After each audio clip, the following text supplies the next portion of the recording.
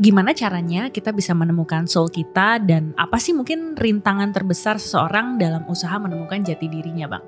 Imanen di dalam, lalu yang transenden. Jadi aku dan tetesan itu I am, dan lautan satu. Bayangkan kalau kita nyampe terjaga di kesadaran itu, maka nanti kita akan bertemu soulmate itu betul-betul nyambung.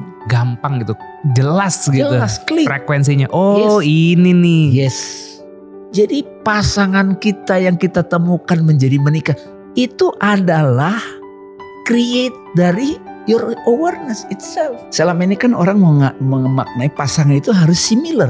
Itu iya satu sisi, tapi pasangan itu juga ada opposite-nya, itu pasangan juga. Sometimes pasangan kita itu adalah lawan kita untuk mengetahui kematangan kita. Cinta adalah sebuah jalan menuju Tuhan. Lalu, apakah hubungan romansa antar manusia itu sebenarnya bisa ngedeketin kita sama Tuhan juga gak? Love is emotion. Emotion pasti gak rasional. Sesuatu yang gak rasional dilabeli bodoh, Bang. Bukan berarti kita harus hidup tanpa rasional, tapi aku ngerasa ini mendiskreditkan emotion. Lantas gimana nih membuat emotion praktikal di masyarakat? Gimana kita bisa tahu pernikahan ini adalah ibadah atau sekedar cuma social contract or dorongan biologis? Setiap manusia lahir membawa pencarian, bukan hanya mencari pasangan hidup, tapi mencari dirinya sendiri. Dan seringkali dalam proses menemukan cinta, kita justru kehilangan arah karena belum benar-benar mengenal jiwa kita sendiri. Aku dan Anes percaya, you need to find your soul first, then you will found your mate. Tapi, siapa sebenarnya mate yang dimaksud? Apakah selalu seseorang di luar diri kita? Dan apa yang terjadi kalau dua orang menjalin komitmen sebelum mereka mengenal jiwanya masing-masing? Hari ini kita akan ngobrol dengan seseorang yang gak cuma belajar agama, tapi pernah menyentuh batas antara hidup dan mati. Dan dari pengalaman itulah ia semakin dekat dengan Tuhan dan semakin dalam memahami cinta. Kita akan menyelami bagaimana cinta bisa jadi jalan menuju Tuhan, bagaimana pernikahan bisa menjadi ibadah, dan bagaimana menemukan jiwa bisa jadi awal dari segala cinta yang sejati. Selamat datang, Bang Dame. Halo. Beda banget kalau dia seri-seri, kalau gue halo. Selamat datang Bang Dame di Sapio Pato. Senang sekali bisa berguru kita hari ini gitu ya. Jadi bukan belajar bersama. Karena banyak pasti teman-teman yang juga mungkin kalau boleh nambahin sedikit, longing for more wisdom of life. They want to speed up the process, dan aku rasa kita butuh lebih banyak suara para senior-senior yang mungkin udah lebih dulu dari kita melalui perjalanan hidupnya untuk membagikan kisah-kisah hidupnya juga nih Bang gitu. Jadi hari ini bukan cuma sekedar kita mau ngobrol, tapi Abang kalau nggak salah juga punya buku gitu ya. Dan nanti biasanya kita kalau di akhir sesi Bang suka membagikan buku karya penulis. Jadi Abang kira-kira nanti mau bagiin buku yang mana nih Bang? Bisa ini, dua-duanya juga bisa. Dua-duanya ya, oke. Akan ada 2 buku dari Bang Dame, Ikro dan Ruang Tanpa Nama. Bagi kamu yang kita pilih, tulisan komentarnya sangat reflektif dan mewakili insight dari podcast ini. Jadi tulis komen nanti di akhir setelah nonton ini apa aja yang kalian dapat dan apa aja yang mesti orang tahu dari podcast ini. Yang paling bagus menurut kita, jadi agak subjektif, akan kita kirimkan bukunya ke kalian. Yes. Oke, so kita langsung mulai aja kali ya. Ayo ngobrol-ngobrol. Ini ngobrol-ngobrol kan? Ngobrol. Bukan wawancara, tapi ngobrol. Oke, Bang, kita kan punya tagline dan kita percaya based on our own experience dan dari beberapa ilmu yang kita pelajari. Tagline kita adalah find your soul, found your mate. Simpelnya adalah sometimes sebelum kita menemukan jodoh, kita perlu untuk masuk ke dalam dan mencari soul kita. How to find our soul sih Bang? Ini banyak pertanyaan juga nih gitu ya dari audiens aku nanya ke aku. Kak gimana sih caranya how to find our soul, my soul gitu kan. Nah aku pengen tahu dari perspektifnya Abang. Menurut Bang Dame gimana caranya kita bisa menemukan soul kita dan apa sih mungkin rintangan terbesar seseorang dalam usaha menemukan jati dirinya Bang? Oke. Ini kan Aku panggil kaliber. nama atau apa nih? Panggil nama aja ya. Nama Ya, aja, saya Pak. Rama Anes ya. Bismillahirrahmanirrahim. Mudah-mudahan dialog ini bisa menginspirasi. Gini, jadi sebenarnya saya mulai dulu dari kata soul ya. Yes. Kalau di bahasa Indonesia kan apa ya, jiwa ya. Hmm. Meskipun ada beberapa teman yang sangat akrab dengan terminologi bahasa Inggris, soul itu juga disamakan dengan spirit. Hmm. Nah, saya mau pakai dalam perspektif ini, soul itu maksudnya kan diri kita yang asli kan. Hmm. Jadi karena penggunaan soul ini, ini lagu ini gak ada soulnya nih, ini kan dipikir berarti kan jiwanya kan, rohnya atau semangatnya gitu. Nah, kalau pertanyaan bagaimana sebetulnya menemukan diri itu, diri sejati, ini sebetulnya pertanyaan klasik. Jadi masing-masing orang pada momen tertentu saat dia menderita, itu pasti implisit dia nanya, apa sih yang saya cari dalam hidup? Hmm. Ya pasti kita jawab sendiri, ya kebahagiaan. Di mana sih kebahagiaan itu? Nah, ujung-ujungnya pada pencarian itu seperti pertanyaan Sokrates kan. Saya ini siapa sih sebenarnya gitu. Nah, ini terus terang kalau saya belum tahu diri saya, bagaimana saya bisa menjalani hidup secara jujur, secara otentik. Jadi pertanyaan who am I ini, siapa aku atau apakah aku, itu penting ditelusuri. Apa ya? Tapi buat ini ya. Iya. As expected. Yes. Jadi waktu saya bertanya who am I, siapa aku, saya kan tidak merefer kepada kata orang, bahkan kata ustadz, pada kata pemuka agama. Saya harus merefer pada pengalaman saya langsung. Saya bertanya, siapa aku? Kalau saya merujuk pada psikolog atau kepada seseorang yang membimbing saya, dia akan kasih kan, kamu orangnya begini. Itu kan pengamatan dia. Jadi pertama yang paling tahu diri saya adalah saya. Semua orang tahu dirinya sendiri. Tapi tidak clear. Nah, izinkan saya berbagi metode ini, bagaimana saya menemukan jati diri saya. Silakan Bang. Ya, metode ini. Gak harus mati suri dulu kan? Udah harus mati suri. Oke. Meskipun kalau waktu pengalaman saya katakan mati itu atau koma NDE, istilah sekarangnya near death experience, itu saya menyadari diri saya kok bukan badan gitu. Ya ini another ini. Jadi pada waktu teman-teman bertanya siapa aku, maka referensinya harus pengalaman langsung. Oke. Aku loh ya.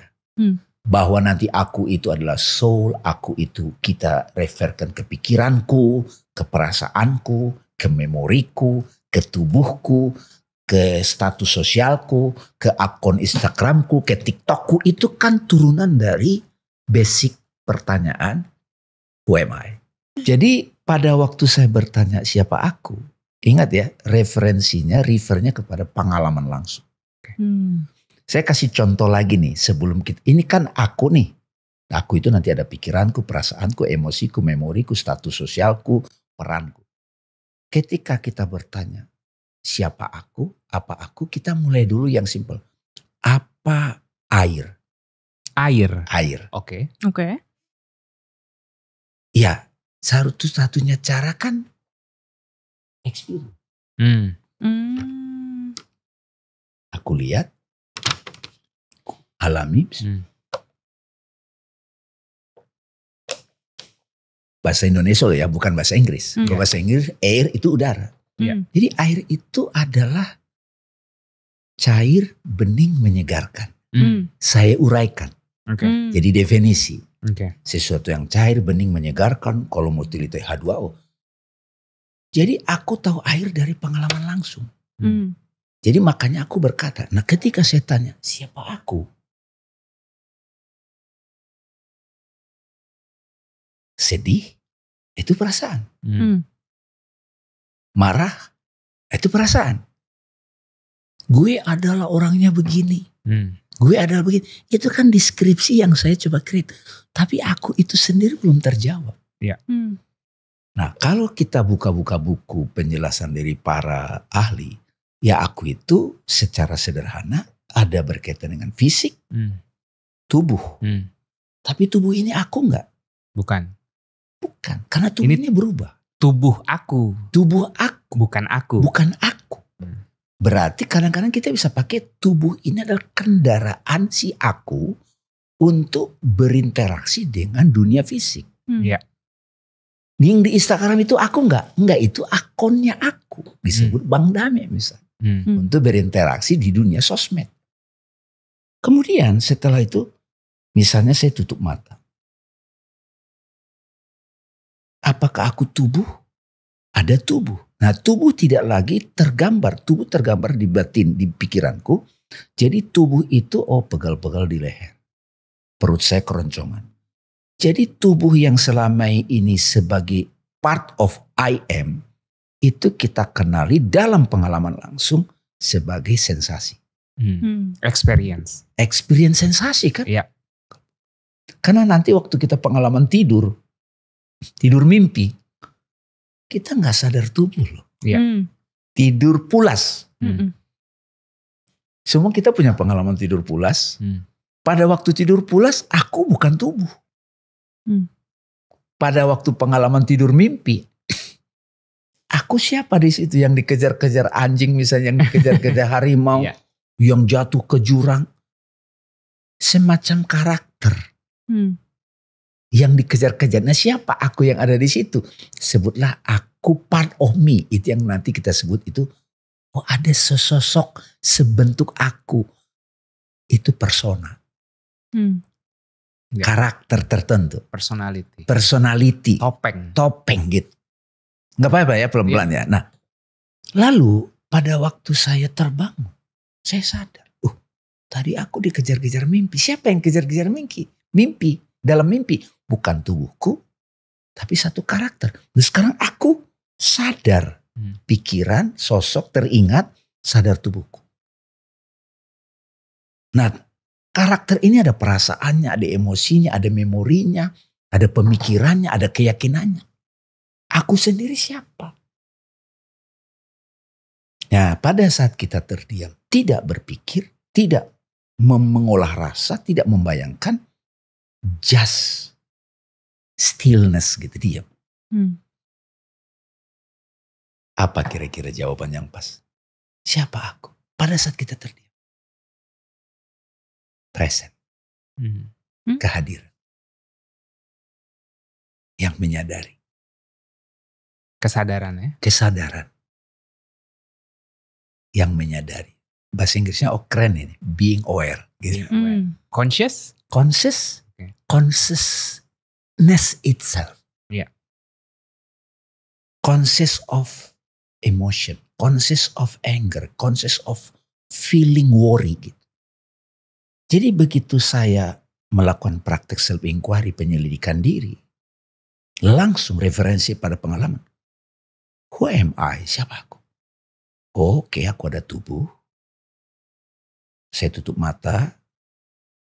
Aku menyadari ada sensasi. Ada pemikiran yang muncul. Ada pemikiran A, ada pemikiran B. Ada perasaan A, ada perasaan B. Ada belief, teringat teman. Ada yang aku anggap sebagai gue di benak gue. Dame adalah bla bla bla bla. Itu seperti history. Tapi ada aku yang mengamati semua yang datang dan pergi ini. Jadi kalau bisa dibilang salah satu cara to find your soul is self-inquiry. Self-inquiry. Iqra saya suka nyebut juga. Iqra. Ya, Iqra yang paling mudah bagi orang pada umumnya adalah Iqra yang dialami secara sensorial. Oke, begitu kita tutup mata meditasi duduk diam, kita mulai membaca, menyelidiki apa yang kita alami di tubuh kita, di perasaan kita. Seperti praktek yoga, tai chi, itu kan dalam rangka be aware of sensation gitu, in your body gitu. Sadarilah tubuh itu, sadari napasmu, sadari apapun. Nah, yang menyadari ini siapa?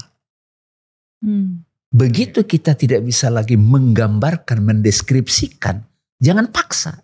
Karena begitu digambarkan itu jadi objek yang diamati. Tapi begitu kita berhenti, diam sejenak, just subject. Nah, itu I am. Ya. Nah pada saat kita menyadari siapa aku yang menyadari ini. Terdiam sejenak itu kadang disebut jeda, moment, now, present. Damainya minta ampun. Ya. Yes, I am happiness. I am peace. Nah, pada saat I am ini gak ngapa-ngapain tapi happy kayak senyum sendiri. Saya pingin aktif. Ini mulai aktif nih. That's love. Ya. Aku mau mencari, aku mau mengalami sesuatu. That sharing experience. Exactly. Love adalah the truth I am yang diekspresikan secara natural. Dan ketika kita ketemu dengan, mulai ada sosok, muncullah duality. Dari duality itu muncullah manyness.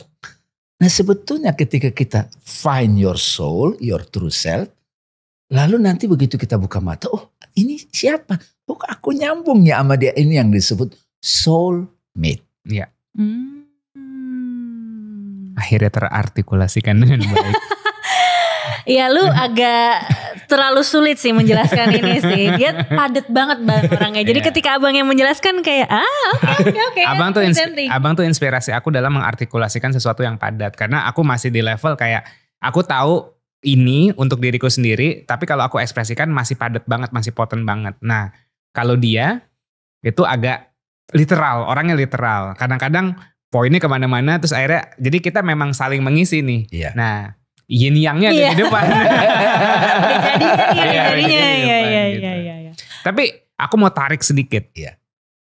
Gunanya apa sih itu find your soul?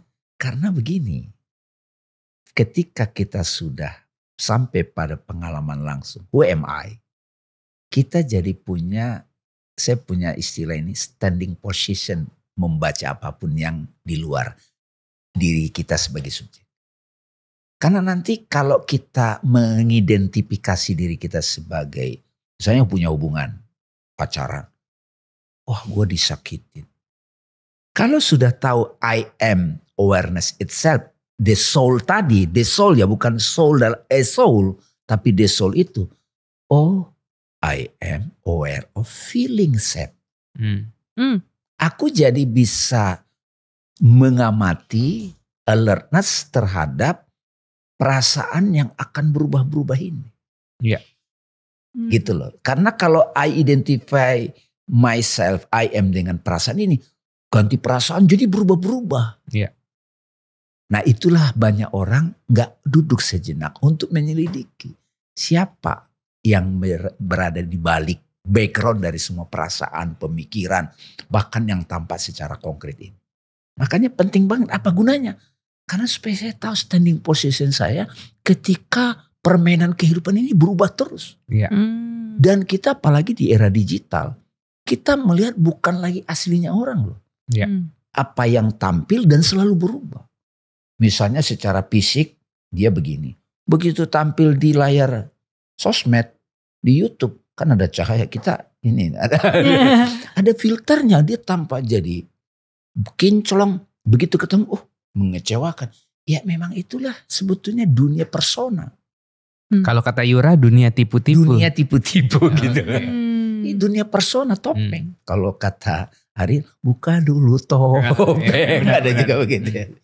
Nah itu, jadi kenapa penting mengenal aku yang ini? Agar kita bisa selalu sadar menjalani berbagai perasaan, bentuk pikiran, pemikiran, persona, ego ini, ego itu. Dan kita tetap tahu cara kembali. Begitu kita kembali kepada I am, kita kembali peaceful. Kita tidak mencari lagi peace itu pada objek-objek yang berubah. Bahwa kita nanti mau bermain dengan satu sosok dalam relationship bersama-sama, basicnya kembali dulu kepada I am. Karena di I am itu, yang sekarang kita sebut the soul itu, kita adalah we are one. Ya. Kita satu. Ini cuman manifestasi yang berbeda-beda. Yang berbeda-beda. Dari si kesatuan itu. Iya, ada lagunya itu. Kau dan aku satu. Nah ini juga bisa dikaitkan setelah saya tahu I am itu. Ternyata itulah yang selama ini dalam religion, dalam spiritualitas yang dikasih nama Tuhan. divine. Ya. Imanen di dalam, lalu yang transenden. Jadi aku dan tetesan itu I am, dan lautan satu, lebu. Ya. Bayangkan kalau kita nyampe terjaga di kesadaran itu, maka nanti kita akan bertemu soulmate itu betul-betul nyambung. Gampang gitu, jelas gitu. Jelas, clear. Frekuensinya, oh Yes. ini nih. Yes. Bang nanya. Silakan. Ini udah bagian filosofi, udah dunianya dia nih. Tapi saya Harus dibawa ke bumi. saya membawa konkret ini. sehari-hari gitu loh. Oke, sebenarnya ada 3 pertanyaan kecil menurutku, tapi aku nggak tahu nih menurut abang tuh sebenarnya gede apa enggak. First of all, dari deskripsinya abang, kalau aku bisa mengartikulasikan dengan bahasa lain, soul is the subject who experiencing something in the world. Yes.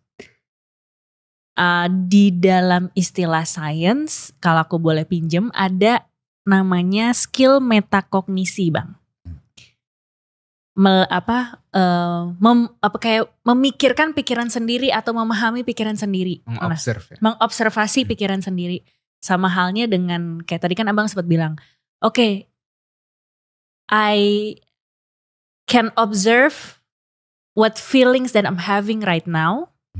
Itu kan juga meta feelings. Mungkin kalau boleh buat-buat gak tahu tuh termsnya ada apa enggak. Jadi kan there's a, I don't know term kalau apakah ini kata yang tepat apa enggak, higher self yang akhirnya melihat pikiran dan perasaan itu sendiri, tapi kita tetap terjaga bahwa kayak I am not my thinking, I'm also not my feeling. Nah, maka apakah bisa dibilang ciri-ciri bahwa seseorang itu udah sampai ataupun dalam proses menuju kesadaran adalah ketika mereka bisa punya skill metakognisi dan meta feeling ini, Bang?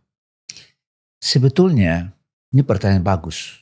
Mudah-mudahan bisa diuraikan dengan baik. Ada satu guru membedakan kata consciousness dengan awareness. Okay. Nice, oke. Ya. Secara bahasa Indonesia itu sama, kesadaran. Kalau consciousness itu ada objeknya. Conscious of feeling. Conscious of thought. Conscious of water. Conscious of. Jadi di situ kental dualitinya. Oke. Orang awam itu kan tidak sadar nih kesadaran ini. Padahal dia sering mempraktekkan gitu. Conscious of breathing. Makanya kan napas ini paling dekat. Referensinya langsung kan. I am aware of my breathing. Inhale, exhale. Tapi kadang gak ditanya, ini yang menyadari napas siapa? Nah, consciousness itu ada objeknya. Oke. Apakah konkret atau non konkret? Oke. Fisik and non fisik. Tapi awareness itu adalah kesadaran yang menyadari dirinya. Conscious of. Consciousness itself. Ya. Being aware of being aware. Nah itu bahasa yang sering kita pakai aku. Jadi kesalahan kita selama ini tipuan massal ribuan tahun. I identify myself with form. Karena nanti ketika form ini di expire atau ajal tubuh ini, aku masih ada nggak? Itu pasti terjadi. Padahal setiap malam ketika tubuh tidak aktif hanya bernapas, kesadaran itu masih menyadari absence of thing. Itu namanya tidur pulas. Tidur pulas itu sadar loh. Makanya saya tanya Mas Yasser misalnya, tidurnya gimana tadi malam? Wah saya mimpi Bang. Wah berarti dia sadar ada kejadian-kejadian dalam mimpi kan? Betul. Karena itu dia bisa ceritakan. Saya tanya lagi besok, gimana tidurnya tadi malam? Oh saya pulas. Iya. Kok tahu? Gelap aja. Karena ada yang menyadari absence of things. Bukan tidak ada apa-apa. Iya. Oke. Kayak layar kosong, kampas kosong.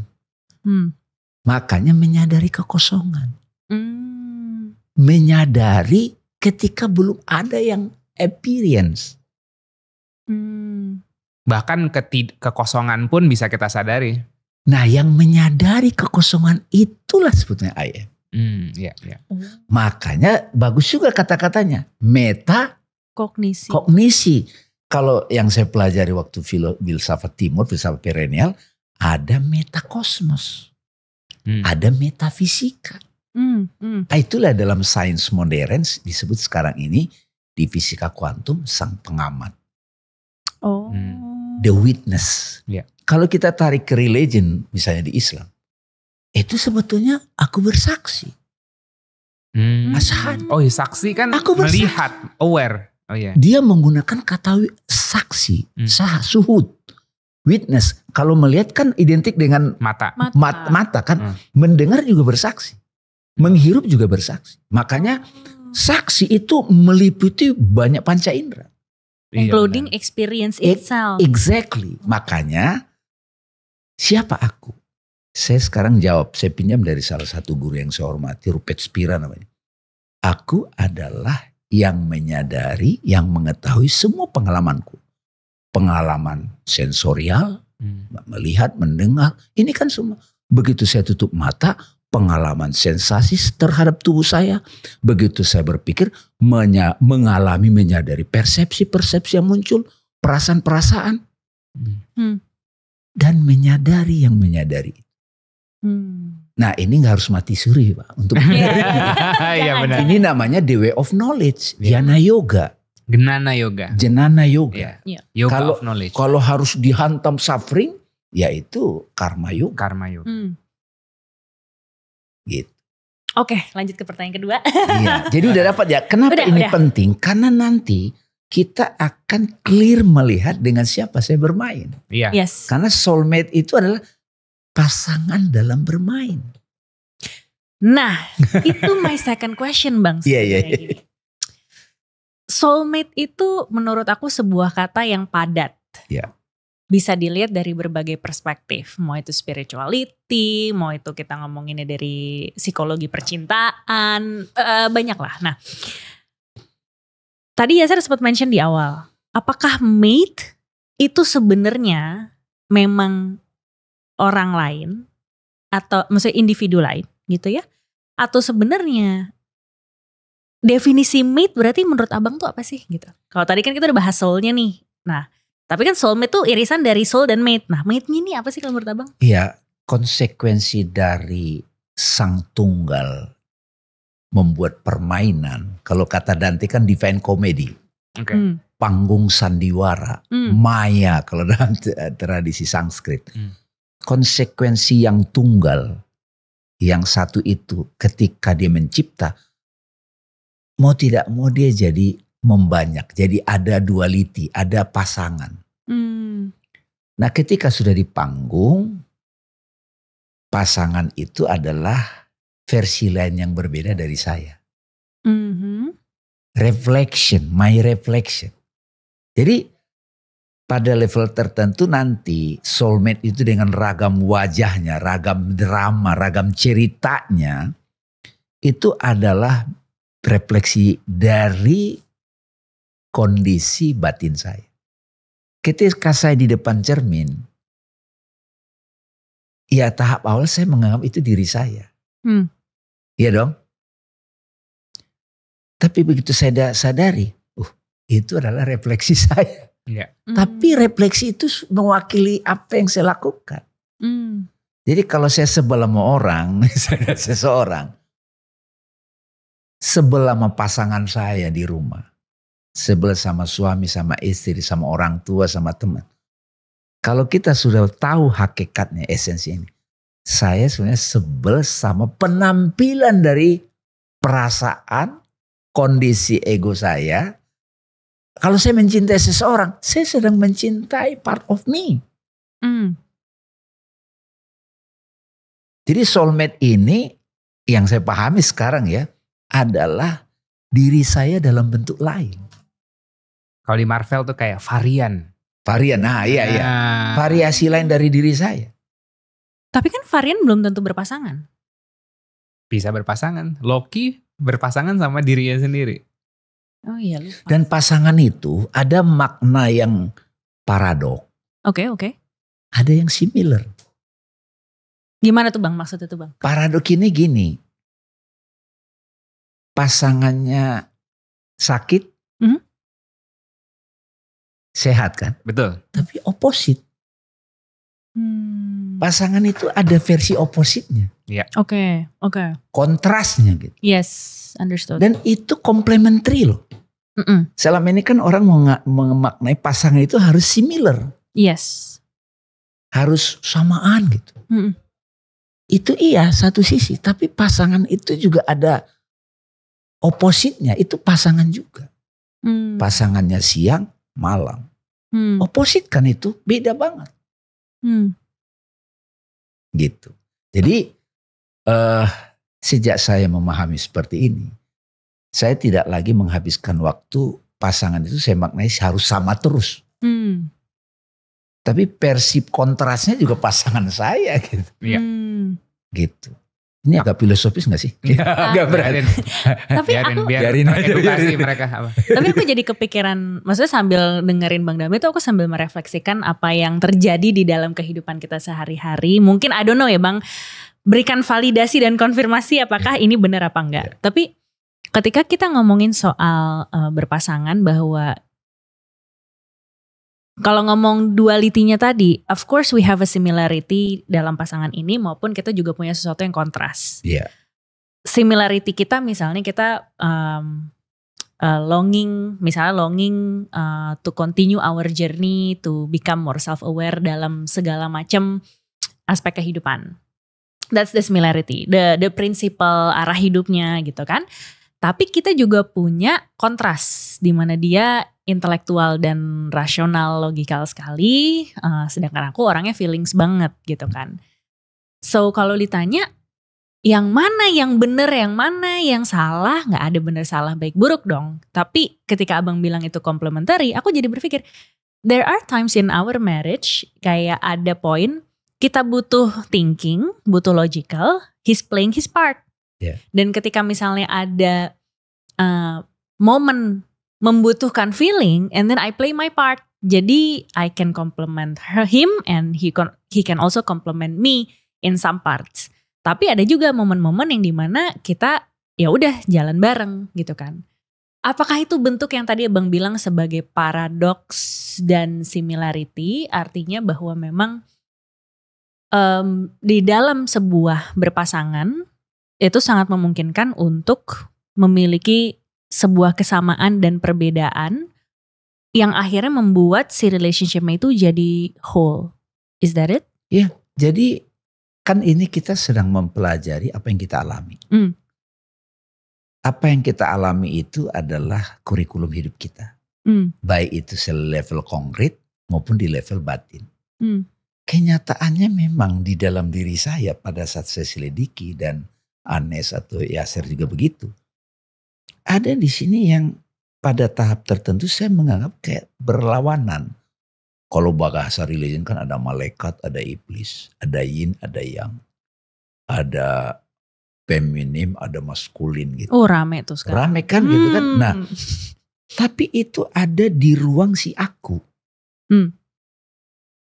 Kalau bagian diri kita yang disebut akal, ini dia pahamnya harus ada perbedaan. Itu mereka bertentangan. Tapi begitu saya duduk diam mengamati, oh itu kan diriku juga. Jadi dua-duanya benar. Ya, jadi realitas dualitas itu ada perbedaannya, sisi perbedaannya, ada sisi kesamaannya. Nah, menyadari ini selalu ada pada setiap pengalaman, itulah kebijaksanaan. Tapi kan misalnya contoh nih, saya suka bilang, saya sudah tidak, kan saya pernah membaca dalam kitab Bible misalnya, kata Yesus Christ, Isa Al-Masih kalau di Islam, love your enemy. Cintai musuhmu. Ya, gimana orang yang musuh yang nyakitin saya, bukan saya cintai. Begitu belajar who am I, rupanya tiba-tiba saya dapat ilham, inspirasi pada saat saya sudah latihan tinju misalnya 2 tahun. Saya pengen tahu dong kekuatan saya. Saya pengen ngecek. Caranya apa? Saya nyari lawan. Iya. Itu bercinta dengan lawan. Bercinta dengan lawan. Bercinta dengan lawan. Dan itu gebuk-gebukan banget. Nah, sometimes pasangan kita itu adalah lawan kita untuk mengetahui kematangan kita. Makanya saya nggak lagi pakai istilah musuh, pasangan bertumbuh gitu loh. Tumbuh bareng Or gitu. dancing partner. Iya. Hmm. Itu begitu kita ganti terminologi dan maknanya berbeda. Akhirnya tiba-tiba kita gak mengalami lagi kebencian berlama-lama bla bla bla bla. Tapi itu journey ya. Perjalanan intelektual sama kontemplasi dari kesadaran kita terhadap fenomena itu. Jadi bagi sahabat-sahabat yang berpasangan yang udah terlanjur. Ini kok nyebelinnya banyak banget. Ya refleksimu apa? Sehingga yang nyebelinnya lebih banyak gitu loh. Itu malah PR bawa sinyal untuk gimana kita menghadapi itu. Self inquiry jadi kurikulummu. Oke, gue gak kuat dengan ini, gue pindah. Yuk, di batinmu masih kamu bawa kurikulum itu. Semesta akan datang lagi, selesaikan dong. Makanya penting tadi kembali dulu ke the soul tadi, I am tadi, yang dia formless. Pada saat kita kembali ke I am, ya seperti ruangan aja. Ruangan ini kan gak punya tendensi apa-apa. Tapi benda-benda ini gak bisa ada kalau gak ada ruangan. Nah ruangan itu pengalamannya apa? To close your eyes, itu sudah masuk ruangan kita. Suwung, kekosongan. Akasha gitu kan, unsur pembentuk itu Space, ada. akash. Space, akash. Akashic record itu. Jadi begitu saya masuk ke situ, yang adanya kedamaian. Nah pada waktu saya berpikir, kalau di dalam konteks fisik, ada ruangan dulu baru masukin benda. Jadi ruangan dan benda berbeda. Tapi dalam konteks batin saat kita hening diam, saya mikir mobil itu comes from space gitu loh. Comes from nothing, tiba-tiba twing ada. Iya, space itulah kesadaran. Nah begitu saya hold lama, dia jadi manifest secara konkret. Jadi pasangan kita yang kita temukan menjadi menikah, itu adalah create dari your awareness itself. Sadar atau tidak. Manifest. Iya manifest dia. Pasangan itu bisa kita luaskan maknanya partner bisnis yang tandeman, rekan kerja, kemudian teman kita bikin sesuatu, sebagai suami istri, punya anak jadi sebagai parent kan suami istri. Dia berdua begitu dia memutuskan kita punya anak, parentsnya kan mengalami variasi lagi sebagai orang tua. Itu kan perjalanan dari soulmate itu, keberpasanganan itu. Nah, ketika terjadi perbedaan pandangan, konflik, ya udah balik lagi ke I am. Deep talk bentuknya. Jadi nggak perlu berantem, gitu ya, karena udah ini. Aku jadi refleksi sedikit sih. Ya tadi menanggapi pasangan kamu tuh adalah manifestasi dari yang kamu pikirkan selama ini. Iya. Sadar atau tidak. Sadar atau tidak sadar. Kamu tuh dari dulu I don't know. Iya. Ini jadi sedikit. Aku pernah ngomong juga kan ke kamu. Aku tuh dari SD SMP selalu ada kayak sosok, wajah. Iya. Wajah sosok perempuan yang mirip kamu.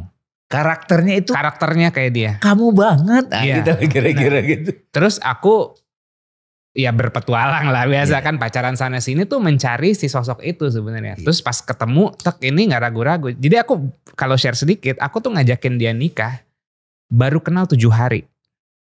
Kita ketemu di Tinder, terus hari ketiga kita ngedate ya ke restoran dengerin live music. Hari ke-7 dia ngajak aku jadi +1 ke pernikahan temannya. Aku ngeliat dia pakai kebaya dengan sosok wajah yang dari dulu ada di kepalaku. Terus aku bilang, lu gue nikahin. Ingat gak momen itu? Itu core memory kita lah. Terus kamu apa gini? Siapa lu tiba-tiba? Karena belum tune ke situ. Belum. Dia udah nyampe duluan Bang. Aku masih kayak dia siapa gitu. Dia bilang kayak gak apa-apa udah. Ayo, dia kayak lagi gandeng aku. Yuk pelan-pelan yuk. Yuk kita jalan yuk. Baru kayak oke. Then I can see. Dan aku mau menanggapi kayak tadi. Mungkin mundur sedikit ya. Aku juga pengen berkontribusi ke obrolan ini kayak ada similarity, ada kontras, paradoks kayak gitu-gitu. Ini aku kasih analogi kayak ini sih, misalnya bumi dan bulan berbeda, tapi orbitnya sama tuh ke sana dan punya komplementari masing-masing. Jadi mungkin dari similarity bisa dilihat dari arah kompas hidupnya. Hmm. Kita mau menjalani relationship seperti apa, kita mau menjalani life yang seperti apa. Terus dari itu kan anggapannya the way-nya tuh kita mau ngapain. Nah, ya udah di dalam perjalanan punya role masing-masing untuk mencapai satu visi yang sama. Kayak gitu. Makanya jangan cinta-cintaan doang, lovey-dovey, pikirin compatibility dan komitmennya wes. Sorry kok lanjut ke sana. Anyway, next dulu sayang, lupa pertanyaan kita masih banyak. Ini baru 2 pertanyaan ya. Gitu. Oke. Kita kadang-kadang orang tuh bisa nyambung sama sesuatu yang baik-baiknya aja. Tapi aku mau sedikit belok pandangannya adalah gini, biar orang tahu juga konsekuensi dari orang yang memutuskan berkomitmen tanpa mengetahui jati dirinya dulu. Apa yang terjadi, Bang? Nah, saya kalau pinjam bahasa tradisi Sanskrit, maka dia menjalaninya terikat kepada hukum karma, cause and effect, disadari atau tidak. Ketika kita menemukan pasangan itu belum sadar jati diri kita, maka permainannya kurang kita nikmatin.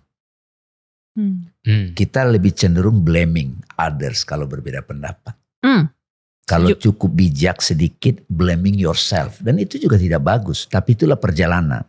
Kalau kita sudah kenal the soul tadi, maka kita juga mencari pasangannya itu, dia udah di situ belum ya gitu. Ya tentu belum istiqomah, belum konsisten, tapi setidaknya dia bisa gua ajak balik bareng. Bisa kita ngobrol deep.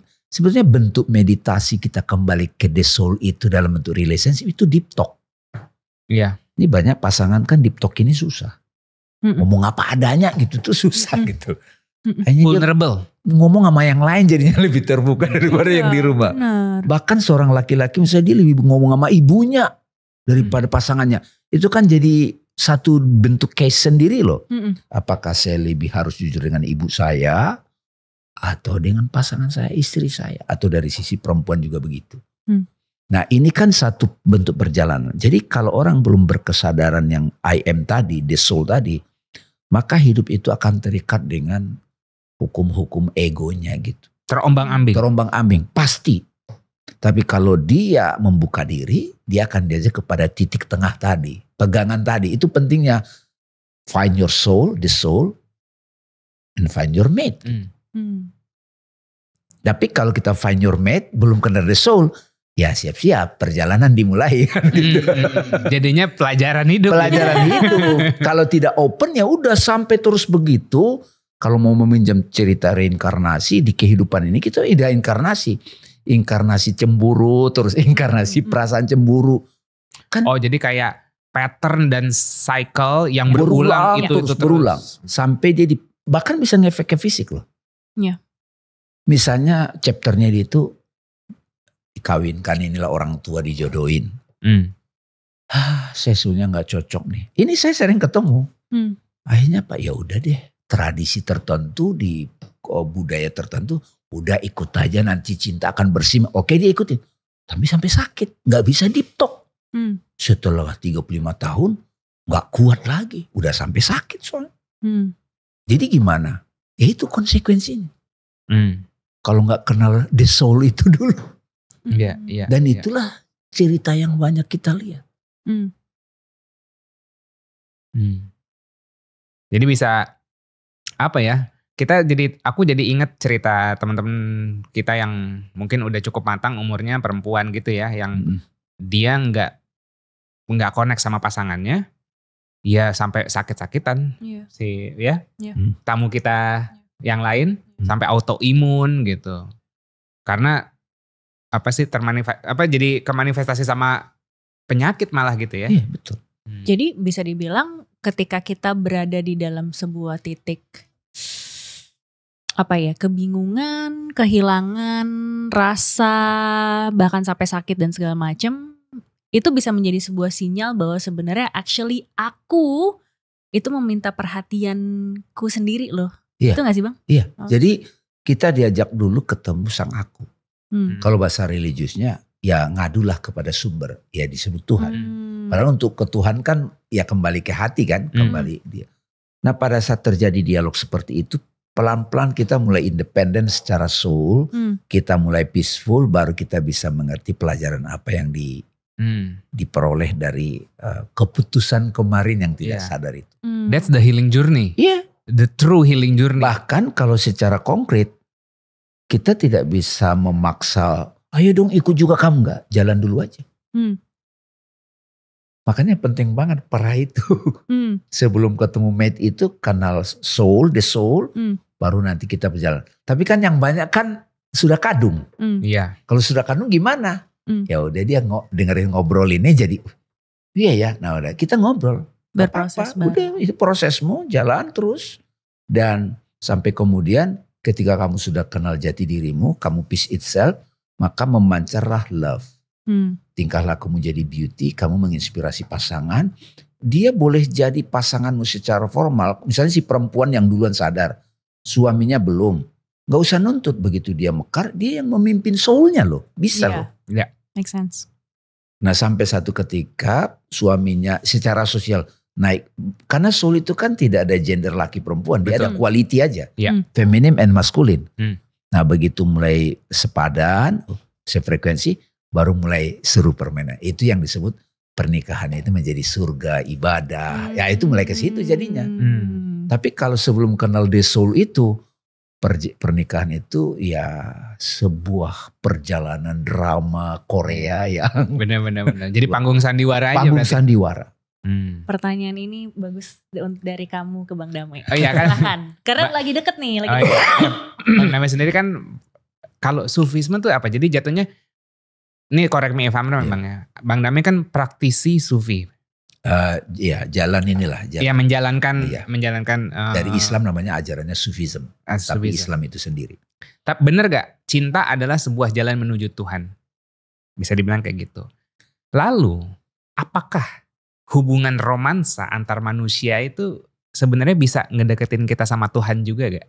Ya ini pertanyaan yang sangat keren banget sebetulnya. Dan para sufi itu betul-betul mengajak murid-muridnya, guru-guru sufi itu, mengajarkan cinta universal, divine love itu, cinta yang transcendent itu pengalaman langsungnya adalah cinta yang kita alami antar manusia, bahkan terhadap hewan peliharaan, objek apapun.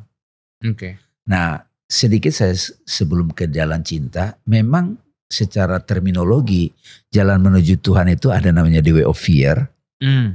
Manusia harus menderita terpuruk baru Tuhan, itu baru dia manggil tuh. Jalan ketakutan ya, takut Tuhan. The way of fear. Makanya agama pada umumnya banyak pakai pendekatan ini. Karena jiwa manusia masih nggak bisa diatur. Harus terpuruk gitu. Ya. Harus mengalami situasi dramatik baru dia egonya jinak gitu. Itu the way of fear. Dan diformulasikan dalam bentuk ritual, pemaksaan, aturan. Tapi ada jiwa-jiwa tertentu yang sudah mulai akrab dengan Tuhan, mengenal Tuhan. Melihat keindahan alam, oh my God. Dia ngelihat, bahkan orang yang menyakiti dia melihat sebagai keindahan cara Tuhan mengajari dia gitu. Keren kan? Itu di filmnya Mel Gibson, Passion of Christ, itu kan nampak banget kan. Cuman itu butuh kontemplasi yang mendalam untuk bisa melihat manifestasi cinta dalam bentuk sacrifice, pengorbanan. Nah, jalan sufi adalah jalan yang ini. Itu sebabnya para sufi tidak pernah mengajarkan yang kalaupun Tuhan menciptakan neraka, itu enggak dieksekusi. Itu cuma ngancam. Maksudnya gini loh ngancam itu. Ini dari jalan cinta sufi. Kalau di way of fear kan neraka itu real banget. Nanti, sekarang. Ya udah jadi hopeless kadang-kadang orang. Tapi sufi memang oke, ada neraka, nar itu api, penderitaan, diuraikan. Jadi seorang ibu analoginya nih, ngasih tahu anaknya, kamu, ma aku mau nengok temanku ulang tahun. Jangan pulang jam 2 lagi ya, jam 2 malam. Janji ma, enggak. Kalau kamu, diancam nih, kalau kamu pulang telat, mama kunci rumah, biar kamu tidur di luar. Oh, karena sering pengalaman anak itu begitu. Diancam. Ini diancam kan? Supaya anak itu jangan sembrono gitu. Karena dia biasanya sembrono. Begitu malam pulang jam 3 teler lagi. gitu. Tok gitu. Ibunya kan yang penuh kasih sayang. Ibu itu kan simbol rahim kan, kasih sayang itu kan. Mama, itu siapa? Tok. Aku mah. Kira-kira anaknya minta maaf, mama aku minta maaf, mama gitu. Kira-kira mamanya biarin di luar nggak? Mengeksekusi ancaman tadi nggak? Enggak sih. Enggak gitu. Masuk. Masuk. Kan udah minta maaf juga. Udah gak aku. Diomelin dulu, dijewer dulu dikit. Iya, ya dan kan? akhirnya ancaman tadi gak dieksekusi. Nah inilah jalan cinta. Oke. Jadi sebenarnya ancaman itu untuk membuat kita itu tersadar aja. Nah Sufi melihat hubungan dengan Tuhan itu cinta. Ya. Bahkan sakit yang datang itu dilihat sebagai cinta. Apalagi yang indah-indah. Ya. Nah itu cara Sufi. Nah untuk kita kan gini, secara common, secara umum kayaknya kita harus connect sama Tuhan langsung gitu kan. Kan terasa jauh sekali ya, padahal walaupun sebenarnya di dalam diri kita juga terasa dekat. Ini paradoks juga lah, kadang dia tinggi sekali, kadang dia dekat sekali. Akhirnya karena karena terlalu linear, transender. Iya, terlalu linear ke atas gitu. Padahal sebenarnya jalurnya bisa dari manusia juga, dari alam juga gitu ya. Iya. Bahkan cinta yang tak terbatas itu hadir dalam semua pengalaman. Kalau dalam tradisi Sufi, ini dikutip dari Al-Quran, itu ada 2 nama, sama-sama maknanya love, Rahman, Rahim. Kalau di bahasa Inggris kan mercy and compassion gitu. Rahman itu apapun, kasih sayang yang menyebar. Udara, matahari itu panas, itu rahmatnya Tuhan. Apapun yang tercipta itu rahman, rahmat. Tapi di antara ciptaan itu ada yang menjaga keseimbangan. Ini cintanya ini namanya rahim. Makanya silaturahim namanya, bukan silaturahman. Interesting. Iya, jadi ketika kita konflik sama orang, konflik itu orang nyakitin itu tuh rahmat Tuhan. Tapi belum tentu kita bisa silaturahim dengan orang itu. Gitu. Makanya rahim itu cinta yang menjaga. Menikah tahap awal itu rahmat. Menjaganya, komitmen, itu rahim. Makanya ini lebih advance. Dan itu rahman rahim yang ada dalam transenden tadi itu turun dalam bentuk pengalaman konkret pada manusia dengan segala perasaan, pemikiran, physically. Jadi hubungan dengan hewan peliharaan itu ada rahman, ada rahimnya tuh. Jadi kalau misalnya dalam bentuk misalnya meditasinya, prayernya, ya Rahman, ya Rahim, itu ya Tuhan buatlah aku bisa melihat kejadian ini sebagai manifestasi rahmat dan rahim. Perbedaan itu rahmat. Tapi perbedaan itu bagi orang yang egois yang belum sadar the soul itu pertengkaran. Tapi kalau orang yang sudah menyadari perbedaan itu rahmat, itu jadi silaturahim. Perbedaan itu dilihat jadi semacam tarian yang asik. Jadi dengan pasangan itu kan tadi dapat tuh. Ada paradoknya, itulah latihan rahimnya. Ada similarity. Jadi seru. Nah ini kayak kita pakai kacamata. Oh saya mau melihat hidup dengan kacamata Rahman, Rahim. Nah gitu. Lengkap jadinya ya. Iya. Jadi perspektif ini penting. Jadi uraian ini itu membuat kita mengganti perspektif. Melihat fenomena hidup. Sufi begitu. Melihat apapun yang terjadi dari kacamata the divine name Rahman Rahim. Wholeness. Yes, apapun. Aku mau sedikit follow up dari jawaban dan pertanyaan yang perihal tadi. Tapi kan manusia itu kan dalam tanda kutip kotor, gak sesuci Tuhan, banyak distorsinya. Ada yang jahat, nyebelin apa segala macam. Kok bisa kita mencintai manusia tapi sama dengan mencintai Tuhan? Ya. Itu gimana Bang? Itu sebabnya perlu ada satu penjelasan yang elaboratif bagaimana kita melihat layer-layer kesadaran kita. Ya, layer terluar tadi kan kita udah kasih self inquiry di awal itu ada fisik. Begitu kita mulai terbiasa dengan nengok ke dalam dengan cara meditasi, kita mulai di dalam diri kita itu ada pikiran, masih ada dualitas positif negatif. Perasaan baik buruk gitu kan. Enak gak enak. Dan kita menganggap itu kontra. Tapi begitu kita dalam itu sebenarnya satu aku. Di dalam keheningan. Jadi pada waktu saya melihat fenomena hidup saya katakan buruk. Bukankah itu penafsiran kesimpulan saya, diri saya yang memaknai itu buruk. Contoh sakit. Sakit kan konsekuensi fisik dan orang anggap itu buruk. Ya of course di dalam diri saya ada yang protes, gerutu. Ini kok hidup gue begini amat sih, gue udah berbuat baik, gue udah ibadah, gue udah banyak sedekah. Tapi kok begini amat. Dan begitu dia terus seperti itu, makin banyak yang buruk sama dia. Karena keburukan batinnya merefleksi dalam bentuk pengalaman konkret fisik sakit. Tapi begitu dia mulai belajar seperti ini apa ya peringatannya buatku. Nah disitulah mulai muncul perspektif yang lebih halus. Oh sakit ini peringatan buatku. Itu ngajarin aku.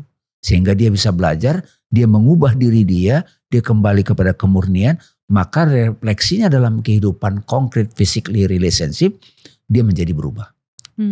Jadi kalaupun dia lihat ada orang kena sakit, kena musibah, ya itu buruk pada level tertentu. Tapi kalau kamu mengambil pelajaran ikro, ya membacanya, kamu akan melihat ada keindahan di balik itu. Jadi kita tidak bisa menyamakan kesimpulan konkret, kesimpulan pikiran orang terhadap fenomena apapun. Jadi kalau saya ditanya, oh itu manusiawi, manusia salah. Ya, kamu lihat manusia dari sisi itu. Tapi mereka para sufi misalnya, manusia itu, insan itu divine. Bahkan Yesus Kristus bilang, manusia itu imago Dei, image of God. Tuhan punya kualitas macam-macam. Manusia itu menampilkan itu. Di Islam disebut khalifatullah. Di Hindu disebut inkarnasi Tuhan. Bagi yang sadar hakikat dirinya. Tapi bagi yang tidak, yang belum sampai ke situ, belum menyadari itu, maka dia akan melihat manusia itu buruk. Dan itu gak apa-apa, prosesnya begitu. Berarti kayak manusia itu kayak mewakili Tuhan yang dia aminin sebenarnya. Ya semua sifat-sifat Tuhan itu in potentiality ada pada insan. Gitu. Makanya saking bingung dan luasnya namanya Tuhan ada banyak tuh. Iya. Karena nggak bisa dipadatin cuma jadi satu aja. Gitu. Kalaupun dipadatin satu, itu ada juga namanya. Apa tuh Bang? Namanya Allah, the supreme name. Okay. The name of the name. Itu ada gitulah gitu. Tapi manusia dalam pengalaman individu itu yang muncul ya. Misalnya nih, perasaan damai, itu nama Tuhan. Peace, salam, adil, gagah, itu nama Tuhan. Divine quality. Itu perspektif sufi. Kan nanyanya sufi. Iya, betul. Emang sengaja. Nah, jadi kayak kita harus melihat pasangan kita sebagai salah satu manifestasi Tuhan dan sebuah pelajaran, sebuah perwakilan untuk melengkapi hidup kita. Nah, terus kan aku masuk ke perihal kayak orang kan juga melihat pernikahan sebagai ibadah. Ya, ibadah itu kan sebenarnya usaha dari seorang manusia untuk mendekatkan diri kepada Tuhannya, gitu kan. Terus ya udah, ibadah bisa macam-macam. Salah satunya menikah gitu kan. Nah, Oke, gimana kita bisa tahu pernikahan ini adalah ibadah atau sekedar cuma social contract or dorongan biologis? Aduh, itu paling purba banget ya kalau dorongan biologis. Walaupun it's exist dan ya emang nggak ada, emang begitu manusia diciptakan sepaket. Nah, gimana tahu kalau mungkin yang udah nikah nih, yang sekarang lagi menikah atau mau menikah, gimana membuat pernikahannya dia itu menjadi sarana ibadah? Oke, thank you, ini pertanyaan bagus. Saya mulai dari titik beranjak setiap orang. Oke. Ada orang yang lahir dari keluarga religius. Oke. Baik Islam atau Kristen atau Hindu agama lain. Oke. Misalnya Islam. Di Islam itu bahkan ada hadis Nabi mengatakan an-nikahi sunnati. An-nikahi? Sunnati. Sunnah. Nikah itu jalanku. Menikah itu ibadah. Ya, kalau kamu belum menikah, kamu belum melaksanakan setengah agama. Ini jadi dogma. Tapi belum realization. Oke. Belum jadi satu kesadaran yang deep sehingga terejawantah dalam praktek hidup. Oke. Harus bedakan ya. Paham. Setuju. Ada sekedar dogma sehingga jadi kaku. Ya. Laki-laki adalah pemimpin, perempuan begini. Dia dogmatis. Yes. Nah, sudut pandang yang hanya dogmatis memahami nikah adalah agama, bertemu dengan anak-anak Gen Z yang easy going, nggak ada dia begitu. Nikah attraction aja. Gue suka, gue punya perasaan. Ini kayak dua sudut pandang. Orang tua kita juga ada yang easy going, ada yang kental di sini. Nah, ini kita hormati. Ini titik perjalanan. Kalau saya ketemu orang yang easy going ini, saya nggak akan ngomong pernikahan itu ibadah. Saya lebih tepatnya menikah adalah perjalanan cinta. Oke. Meskipun di ujung nanti saya akan bilang cinta itu adalah love of God gitu. Yeah. Ya, disitulah muncul ibadahnya itu. Yeah. Tapi di awal saya nggak akan ngomong begitu. Nanti saya akan kembali kepada yang ini nanti kan, yang dogmatis ini gitu. Ya, ini dapat ya. Dapat. Jadi ini ada sudut pandang. Kita mau memaknai pernikahan itu ibadah. Nah, mereka yang memahami nikah itu ibadah dari perspektif dogmatis ini, dan dia memaknainya pada tahap awal adalah action. Menikah ibadah. Padahal pengalaman dia sehari-hari, kok gini amat dia hidup. Ibadah. Mana rumahku surgaku itu mana gitu. Kan dia perlu understanding kan gitu. Iya. Betul. Nah, akhirnya dari pengalaman saya pribadi juga dan juga belajar, menikah ibadah itu adalah satu ujung dari perspektif ketika orang mencapai satu kesadaran yang mendalam dalam pernikahan itu. Kamu mempraktekkan nama-nama Tuhan, cinta. Paling lengkap. Makanya ibadah itu para sufi juga suka artikan makrifat. Oke. Jadi ibadah itu agar kita mengenal di dalam pernikahan itu bagaimana nama Tuhan itu termanifestasi secara konkret dalam dialog-dialog kita. Ya jelas itu ibadah. Cara aku untuk mengenal Tuhan atau mendekatkan diri pada Tuhan dengan mempraktekkannya. Ada kan satu ayat begini, agak ngutip nih. Wa ma khalaqatul jinna wal insa illa liya'budun. Tidaklah aku ciptakan jin dan manusia melainkan untuk beribadah kepadaku. Oke. Beribadah di situ kan orang artikan ritual. Ya. Tapi para sufi liya'rifun. Tidaklah aku ciptakan jin dan manusia agar mereka mengenal aku dalam berbagai bentuk manifestasi. Ya. Oke. Ya. Di surga itu ada air mengalir. Perspektif sufi lagi nih. Air itu adalah kasih sayang Tuhan. Air susu ibu. Itu juga ada penjelasan lebih dalam tuh. Ya. Air kehidupan. Dimaknai macam-macam. Jadi konkretnya adalah. Mereka yang memutuskan menikah ibadah. Karena di dalam pernikahan itu. Kamu mempraktekkan divine quality. Kualitas ilahi yang utama adalah love. Di mana belajarnya? Apakah harus menikah? Nah, kita urai lagi. Menikah itu ada sosial, ada dalam institusi agama disebut formal, ada juga adalah, saya mulai luaskan lagi. Ya. Menikah dengan sosok-sosok guru dalam arti kita nyambung. Jadi makna menikah itu bisa diluaskan lagi. Intimacy. Intimacy Bukan selalu fisikal. tidak selalu fisikal. Kita sedang bercinta. Iya. Betul. Betul. Mendekatkan diri kepada Tuhan via jalur cinta. Ya kan? Oke.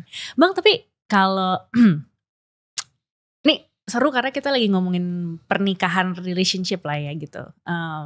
Banyak mungkin pasangan-pasangan muda yang juga lagi bukan hanya mencari jati dirinya, tetapi juga mencari jati diri relationship atau pernikahan. Let's say one of the goals. Kalau yang aku lihat di fenomena sosial media gitu kan, banyak yang pada curhat dan cerita kayaknya tuh rumah tangga tuh menyedihkan. Marriage gitu kan. is scary kalau itu. Marriage is scary gitu. Kayak nanti suaminya selingkuh lah, nanti ini karena aku kontennya cewek-cewek kan, jadi banyak yang masuk pada ngomongin cowok-cowok nih, nanti dia nggak providing lah, nanti dia cuma dia inilah dia itulah gitu kan. Kayaknya tuh kok menderita banget gitu. Tapi gimana sih Bang kita sebagai spiritual being bisa membuat pernikahan itu sendiri terasa hidup dan bermakna, yang bukan cuma sekedar tadi gitu, tugas berdasarkan apa kata sosial maupun apa kata formal ya, atau ya apa yang kita pelajarin selama ini. Aku ngelihatnya sebagai seorang individu, ketika kita punya kebebasan untuk memilih, gue pengen hidup yang bahagia, gue pengen menjalani hidup yang bermakna gitu kan. It's still a process gitu kan, a path yang mungkin berbeda dari sosial, tetapi di sisi lain itu membuat aku merasa it's my spiritual journey as well. Nah, kayak I wonder, kalau aku berada di sebuah pernikahan yang tidak baik-baik saja, aku udah mulai sadar nih Bang, gitu kan. Maka bagaimana? Sama aku kan? Enggak. Ini kan pengumpamaan untuk netizen di luar sana gitu kan. Teman-teman kita lah di luar sana gitu. Kalau misalnya memang aku berada di sebuah rumah tangga, di sebuah pacaran gitu, ataupun relationship apapun menurut pilihan mereka, tapi menderita, how can we make it more alive and more meaningful but in spiritual way gitu, yang lebih ke akuan. Thank you, ini pertanyaan bagus banget. Kita perlu membedakan begini, Anes sama Yasser ya. Yang diungkapkan tadi di curhatan atau chatting itu memang fakta sosial. Yes. Itu the fact begitu. Yep. Tapi pada waktu seorang Gen Z atau seseorang yang sudah mulai memutuskan mau menikah atau berpasangan, berkomitmen, fakta ini satu hal. Tapi ada inner soul, respon batinku yang ini yang penting. Mungkin kalau Yasser kayaknya isu itu bukan orbit gue deh. Iya benar. Ini ada satu fakta, tapi ada orang-orang tertentu perjalanannya enggak di situ lagi. Iya. Makanya dia bisa berbagi. Saya paham fakta itu, tapi enggak gitu-gitu juga gitu. Ngapain kamu ikut-ikutin maunya sosial? Ya. Saya punya keputusan saya sendiri, saya punya value saya menjalani hidup, memaknai relationship. Lagi-lagi harus kenal your true self supaya independen. Jadi fakta sosial ini kita terima, tetapi kita perlu mulai menyadari, ini yang saya sebut hubungan yang berkesadaran. Oke, saya mau menjalani permainan baru nih. Jomblo kan salah satu permainan. Betul. Single salah satu anyway itu ada beda jomblo sama single gitu. Jomblo gak ada pilihan. Kalau single memilih begitu. Tidak menikah secara formal tapi dia punya relasi yang deep sama orang. Persahabatan itu kan salah satu bentuk soul juga, hubungan relationship kan, hubungan soul juga. Nah, kembali ke sini adalah gimana nih? Ya itu pentingnya dialog-dialog seperti ini. Bagaimana saya mulai menyadari ada fakta sosial begini, tapi ada ketakutan saya, belief saya. Wah, ini perlu belajar nih saya nih. Ini kan anak-anak Gen Z kan sudah mulai ada yang memutuskan, gue gak mau deh melakukan pernikahan. Karena dia punya trauma-trauma di sekitar keluarganya dan lain-lain. Ada kaitan begitu juga. Tapi sekali lagi kita bisa memutus siklus itu. Kembali lagi ketika aku sadar jati diriku. Aku bisa putus itu. Drama seperti itu aku bisa putus. Putuskan. Jadi gak usah takut dengan ini. Fakta-fakta ini. Dialog-dialog seperti ini membuat kita semakin oke, aku gak apa-apa kok. Kalau misalnya saya berbeda pandangan, kan saya bisa kembali ke titik tengah. Iya. Gitu loh maksudnya. Aku meminjam salah satu quotes dari abang-abangan aku juga namanya Bang Daniel Sutami. Bang Daniel Sutami itu ustadz tapi pendeta juga. Iya. Lucu tuh. Shout out untuk Bang Daniel Sutami. Ini kan sebenarnya bisa dibilang kalau aku pakai street word gitu kan. Ini orang berisik banget sih gitu kan. Terus dia ngasih analogi gini Bang. Kalau kamu ke kolam renang. Ada 2 kolam renang. Kolam renang anak-anak yang cetek. Sama kolam renang penyelam. Yang berisik yang mana? Anak-anak. Kolam cetek. Oke. Biasanya orang-orang yang sudah menyelami dan menikmati aktivitas renang itu, ya dia diem aja di dalam. Gak keluar-keluar di kayak anak kecil di kolam cetek. Itu analogi yang kayak spot on Bang Daniel. Iya, orbitnya beda. Orbitnya beda. Dan ini bukan cuma kolam renang, laut. Palung Mariana. Maksudku soulmate itu, tadi kan ada pertanyaan, gimana aku sebelum kenal the soul, tiba-tiba aku sudah berpasangan dan mau gak mau menerima perjalanan itu. Dan bagaimana kalau sudah menyadari. Nah yang menyadari ini yang disebut hubungan yang berkesadaran ini, itu bisa nyelam tuh. Ya. Jadi bisa dimaknai, ini barusan nih, soulmate itu ada dalam arti, oh ini kurikulum saya dulu sebelum saya sadar. Soulmate maknanya begitu. Jadi oke, ya gitu, saya struggling. Tapi yang ini wah barengan. Nah pada saat yang di sini, 2 adalah 1, 1 adalah 2. Kamu adalah aku adalah kamu. Nah ini ditemukan sesuai dengan perjalanan soul kita, naturally. Oke. Bang, ini ada pertanyaan follow up tapi mungkin agak out of context sedikit.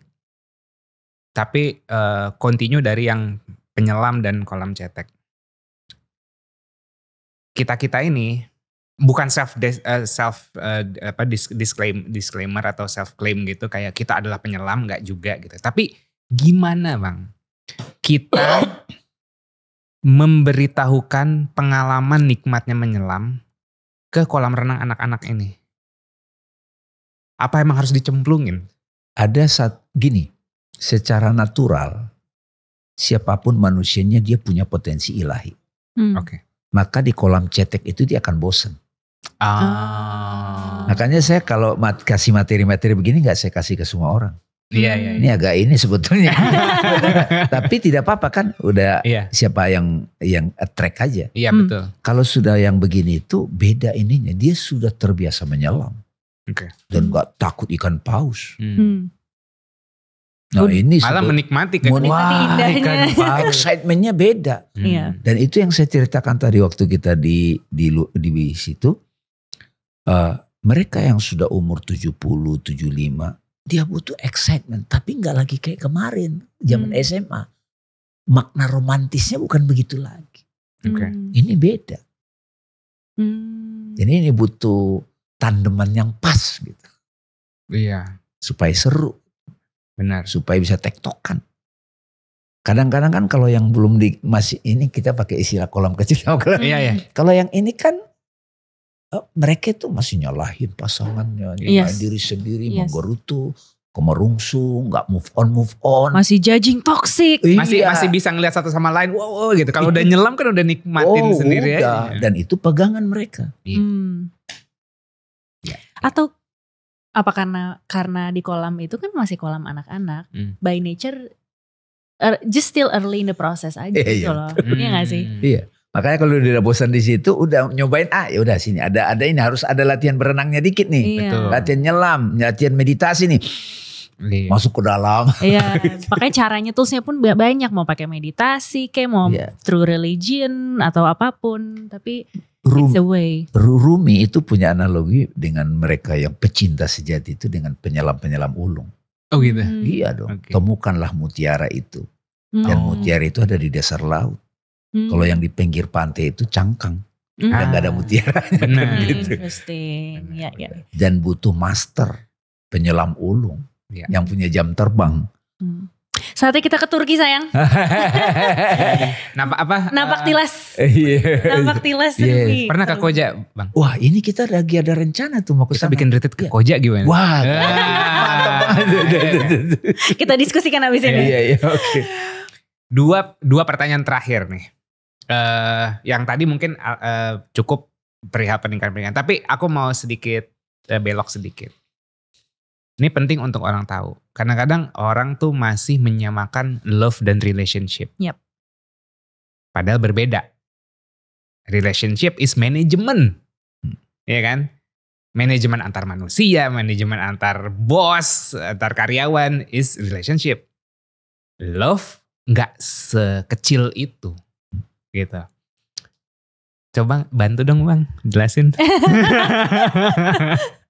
Aku mau, ini kan ada ketersambungan. Oke. Justru substansi dari relationship itu, substansinya, core-nya, itu love itself. Ya. Karena relationship tanpa love dengan segala kedalamannya, itu jadi hampa. Oke. Nah jadi transaksional, makanya kan kadang dibagi oleh Plato ada cinta itu level eros, filio, agape gitu kan. Nah kita mau mengambil makna yang mana nih love-nya. Kalau love itself itu ya divine. Nah jadi bahkan saya suka bilang kalau manajemen tadi kan cukup dengan rasional bisa kelar. Betul. Tapi kalau sudah nyampe kepada hati kolbu itu butuh kontemplasi, terus melihat ya, diri kita yang menampil secara reflektif pada orang lain gitu loh.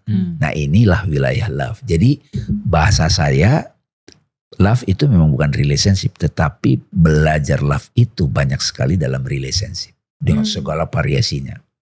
Karena secara natural love is making unity. Iya. People unite. Iya. Love tuh kayak mungkin alat jahit untuk menjahit kesemuanya. Satu itu, kedua kalau sekarang saya memaknainya love itu kan unity. Tapi begitu ada permainan kehidupan, kita jadi merasa terpisah dari sumber cinta itu. Makanya ada kerinduan. Ada rasa keterpisahan. Bungkusannya ada derita, kesepian. Di manakah engkau wahai kekasihku? Itu sepertinya sedang mencari sumber. Aku di sini loh. Bahkan derita yang kamu rasakan itu aku yang manggil kata Tuhan. Jadi lonely itu agar kita menemukan cinta. Akhirnya kita menyadari alone but not lonely. Gitu. Jadi love itu adalah unity yang menampil dalam banyak form. Ya. Gue pengen bikin riset tau gak sih gini. Ciri-ciri atau cara menuju menjadi cinta sejati. Cinta sejati. Bukan mencari cinta sejati. Bukan menjadi cinta sejati. Ini interesting banget. Oke, last question my love. Ya kalau dari segi psikologi mungkin ya atau science. Love is form of emotion lah. Iya. Gitu kan. Kalau dari sisi science ya. Brain.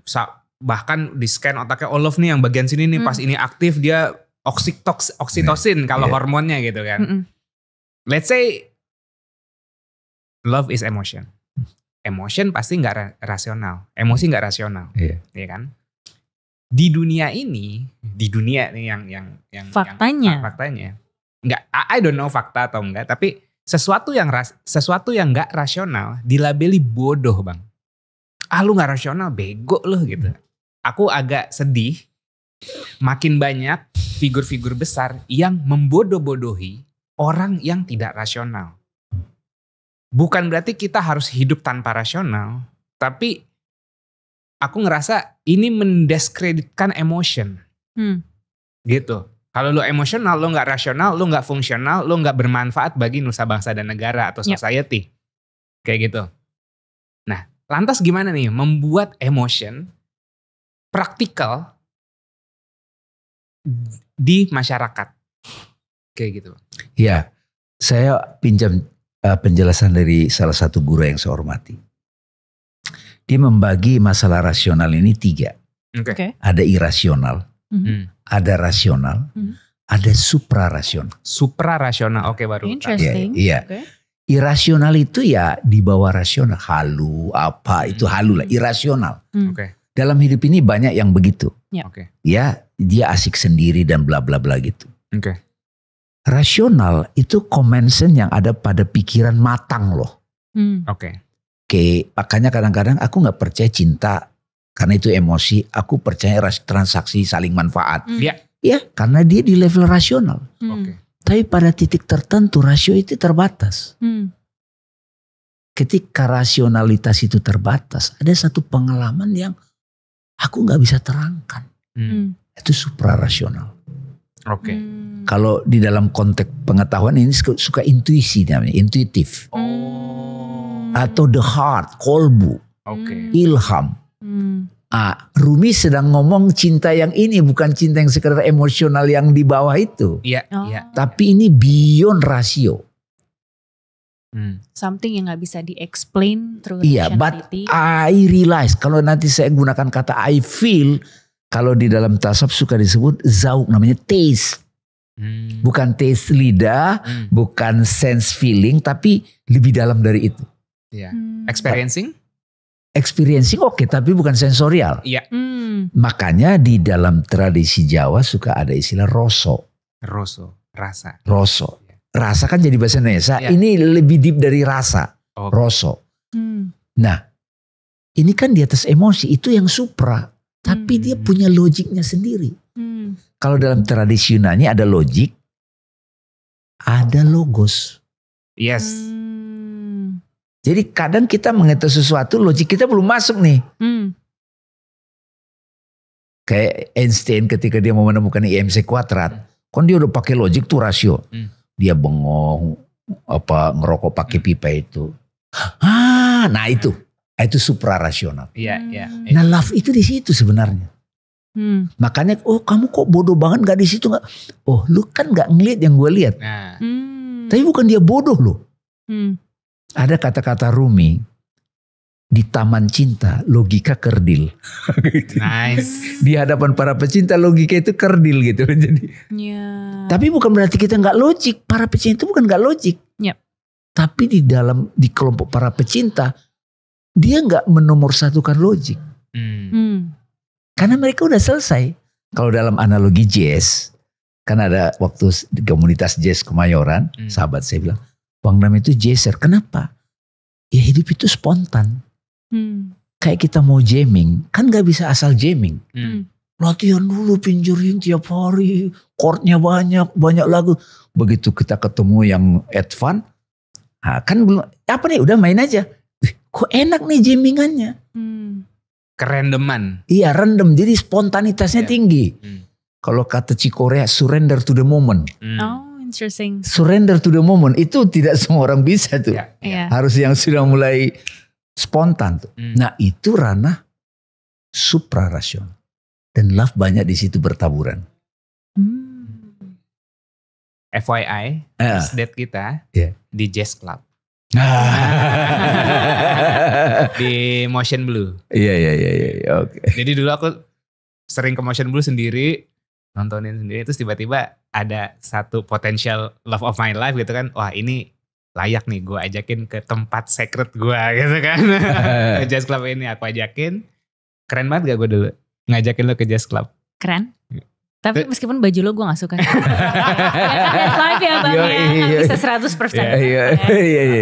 Tapi that was the very core memory of our relationship juga sih Bang. Kayak karena yang surprise tadi, surrender to the moment itu tadi. Oke, gue gak tahu nih gue di Jazz Club gue bakal ngapain dan segala macam. Turns out ujung-ujung kita joget-joget dangdutan gitu, koplo-koploan gitu, and it was very interesting kayak we visit to Jazz Club, but in the end we dance together through to koplo, and it's something yang so this is experiencing gitu. Kayak emang nggak bisa di-explain, cuma bisa dijalanin, surrender to the moment. Dan tidak bisa kita ajak orang-orang ke situ, kecuali yang menyerahkan dirinya. Iya, benar. Makanya kan ada satu kata-kata begini. Bukan kemana tempatnya sebetulnya yang paling penting, tapi bersama siapa ke sana. Betul. Ya kan? Agree. Jadi kalau sudah suprarasional itu, ya spontanitas itu penting. Cuman kalau ngajak tim yang orang-orang yang belum ke situ, jangan, nanti Iya. salah paham dia. Oke, berarti salah satu risk yang harus kita embrace adalah kesalahpahaman orang lain. Dan orang-orang pecinta itu terbiasa dengan itu. Hmm. Dan dia tidak membalas. Ini Sampai PR aku sih. satu momen orang akan mengerti. Oke. Apa? PR kamu tidak membalas. Iya, PR aku. Saya sih. baca komen kamu. Iya. Karena cinta kadang tidak perlu dijelaskan lagi. Oke. Dia akan mengerti. Tapi perlu talk juga. Mm-mm. Sometimes perlu talk. Tapi pada titik tertentu, ya aku sudah mengerti gitu. Dan itu akhirnya sinkronitas alam juga akan bekerja untuk itu. Hmm. Oke. Pertanyaan terakhir. Pertanyaan terakhir. Oke. Bang, it's very daging to the daging enggak? Ini bukan daging lagi, ini tuh menyelam, pakai analogi lain ya guys. Menyelam yang dalam ke Parung Mariana. Palung. Palung.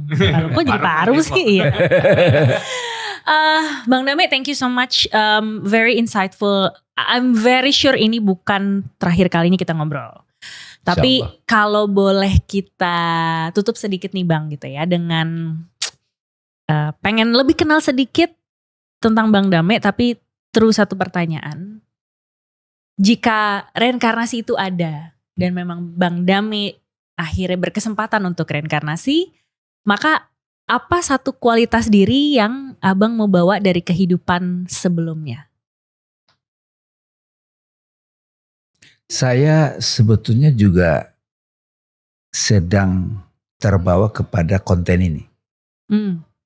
Teringat ketika Dalai Lama bilang, aku mau lahir lagi, tapi di India, bukan di Tibet. Jadi ketika kita mulai menekuni jalan kesadaran yang lebih inti, memang terbuka pada kita dengan sadar kita bisa memilih kelahiran kita. Jadi pertanyaan ini relevan dong. Oke, benar. Surprisingly. Oke. Saya di level terdalam, kualitas yang akan saya bawa sebetulnya ya apa ya, dia bukan kualitas, esensi diriku sih. I am love. Jadi makanya ketika saya ngajar leadership dulu, saya mengajak orang untuk membuat visi misi, itu ada satu part in my life. Merencanakan itu oke. Tapi sekarang ini yang paling bermakna dalam hidup saya itu bukan mewujudkan itu lagi. Tapi dalam setiap momen itu I see you. Aku melihat kehadiranmu dalam setiap momen. Jadi kesadaran adalah cinta. Hanya dengan kesadaran sebagai cinta itu bisa indah banget. Bahkan kadang-kadang orang menganggap itu receh. Kok Bang Dame begitu? Kayak gini-gini ke pulau gitu. Kamu gak ngelihat yang gue lihat. Gitu aja. Ya udah. Kalau kamu butuh penjelasan rasional gue kasih kan gitu. Tapi aku sedang melihat kekasihku, which is itu kesadaran love itself mengalir melalui aktivitas, pemikiran, perasaan dan seterusnya. Alright. Surprisingly lebih dalam dari pertanyaan kita. Oke, jadi FYI ya, supaya kalian tahu, kita juga berdialog dan sambil belajar bareng-bareng di sini, Bang. Oke, thank you so much Bang Dame udah hadir, udah menceritakan ini semua. Sekali lagi kita mau remind teman-teman yang udah menonton ini, aku sambil memproses apa yang terjadi di obrolan kita tadi. Mau bantu? Boleh. Iya, jadi kalau kalian ngerasa ini kan saking dalamnya, jadi banyak nih perspektif yang saya dapat. Aku penasaran sama apa yang kalian dapat, apa yang kalian lihat dari sisi kalian. Pasti ntar unik-unik nih, pasti akan unik semua komen-komennya. Please tulis di komen sebagai salah satu support untuk channel ini supaya kita bisa membawa narasumber-narasumber lainnya yang seru banget dan dalam gitu. Tulis, nanti kita bisa kasih 2 buku untuk 2 orang, satu-satu, Ruang Tanpa Nama dan Ikro dari Bang Dame gitu. Terus Bang Name mungkin ada satu campaign or satu message yang kayaknya semua orang mesti tahu nih. Boleh Bang, silakan. Ya sahabat-sahabat sekalian, hidup ini adalah praktek hidup untuk merealisasikan nama-nama Tuhan. Maka jangan lewatkan setiap momen sebagai momen pembacaan. Yang dalam tradisi Islam itu saya pinjam, itu namanya Iqra. Jadi semua kejadian itu adalah tanda-tanda Tuhan, sign of God. Jangan terjebak pada fenomenanya, tapi perhatikan siapa yang bekerja di balik itu. Itulah kehadiran Tuhan. Selamat membaca. Tanda-tandanya bertemu dengannya. Thank you Bang Name.